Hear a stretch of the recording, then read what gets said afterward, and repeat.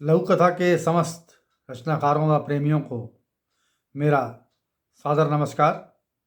मैं सतीश चंद्र श्रीवास्तव भोपाल मध्य प्रदेश से अपनी कुछ लघु कथाएँ लेकर आपके बीच उपस्थित हूँ और इस अवसर को अपना सौभाग्य मानता हूँ। यूँ तो लेखक का वास्तविक परिचय उसकी रचनाएं होती हैं, उसका सृजन कर्म होता है। फिर भी जानकारी स्वरूप बताना चाहता हूँ कि मैं तकनीकी शिक्षा के साथ हिंदी विषय से स्नातकोत्तर व विधि स्नातक हूँ। लेखन विधा में कविता, गीत, गज़ल, व्यंग, गद्य व लघु कथा के माध्यम से साहित्य सेवा में निरंतर संलग्न हूँ। आज मुझे आरणी साहित्य समिति के यूट्यूब चैनल पर लघु कथा पाठ का जो अवसर प्राप्त हुआ है, उसके लिए आरणी साहित्य समिति के अध्यक्ष आदरणीय डॉक्टर मीनू पांडे जी व उनके समस्त सहयोगी जनों का हार्दिक धन्यवाद व आभार व्यक्त करता हूँ, जिन्होंने समृद्ध मंच प्रदान कर मुझे लघु कथा पाठ का अवसर दिया है। बतौर प्रकाशन मेरा एक काव्य संग्रह खुशियों का डेरा और एक लघु कथा संग्रह हाथी के दांत प्रकाशित हो चुका है।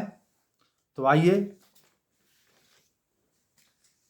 लघु कथा का पाठ शुरू करते हैं। तो प्रस्तुत है लघु कथा, शीर्षक है प्यार। अरे ओ भैया, जरा सुनो। जी कहिए, इस लाइन में नए आए हो क्या? हाँ, वो सिन्हा जी है ना, उनके यहाँ आया हूँ। हाँ, जब ही मैं सोचूं कि चेहरा तो नया नया लग रहा है। बहुत अच्छे आदमी हैं सिन्हा जी। आपके चाचा हैं क्या?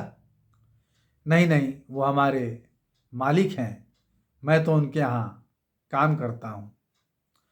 बड़ी दूर निकल आए काम करने, आसपास के तो लगते नहीं हो। सरमाइन ने कुछ और जानकारी लेने के लिए बात को आगे बढ़ाया।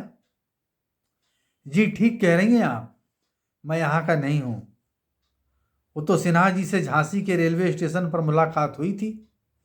युवक ने हल्की मुस्कुराहट के साथ कहा। सरमाइन आश्चर्य से, रेलवे स्टेशन पर?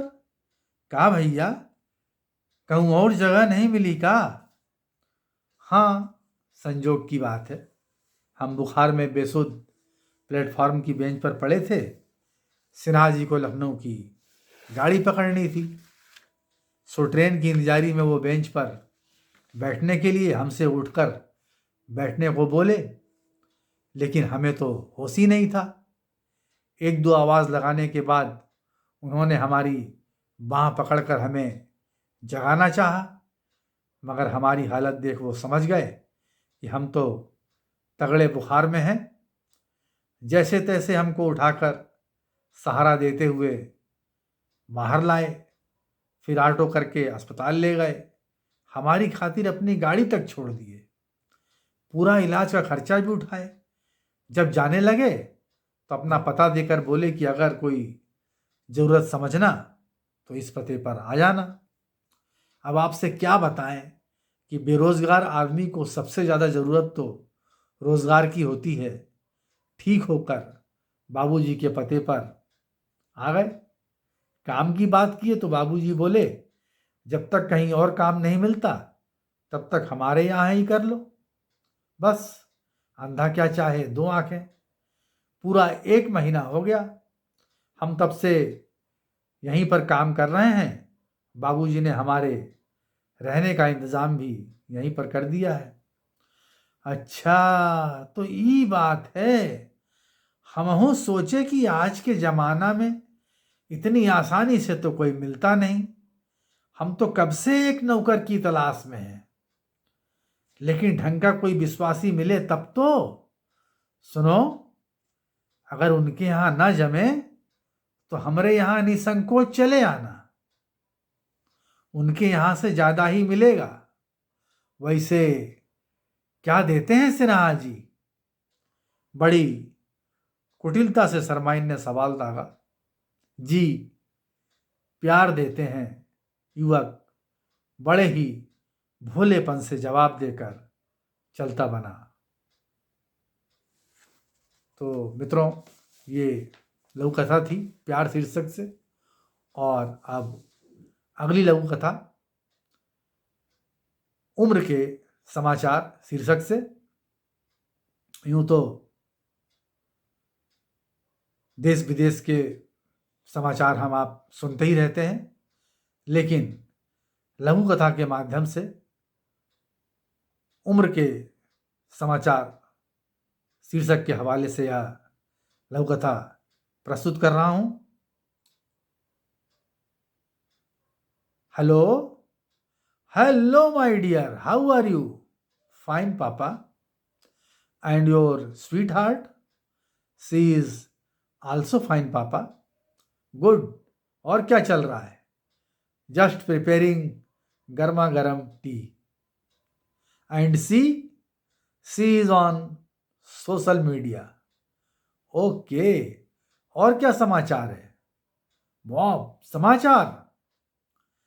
लास्ट वीक हम लोग आउटिंग पर थे, खूब मस्ती की, खूब मजे किए, swimming, boating, driving, all time fully enjoy, मजा आ गया। और कुछ? बस यही सब।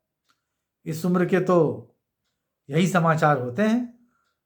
अब आप भी कुछ बताएं। ओए छड्ड यार।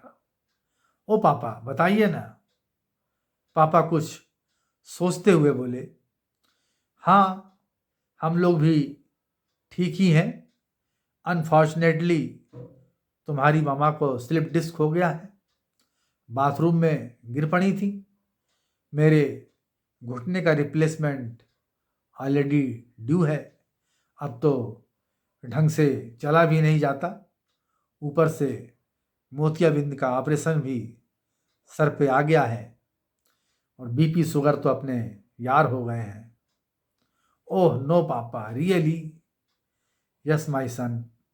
इस उम्र के तो यही समाचार होते हैं। But don't worry, we will manage all. Be happy. अजी सुनिए, इतनी देर से फोन लिए खड़े हैं, कुछ बोलते क्यों नहीं? अंशु कितनी देर से पापा पापा कर रहा है। आप हैं कि न जाने क्या सोच रहे हैं। लगता है इस बार भी आपने कुछ बताया नहीं, बस ख्यालों में ही खोए रहे। ना खुद बताते हैं और ना हमें बताने देते हैं। तुम ठीक कह रही हो भावना।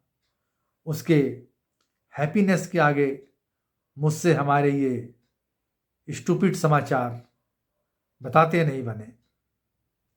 इतना कहकर सिन्हा जी ने एक जोरदार ठहाका लगाने की असफल कोशिश की और बीमारी के पर्चों को उलटने पलटने में व्यस्त हो गए।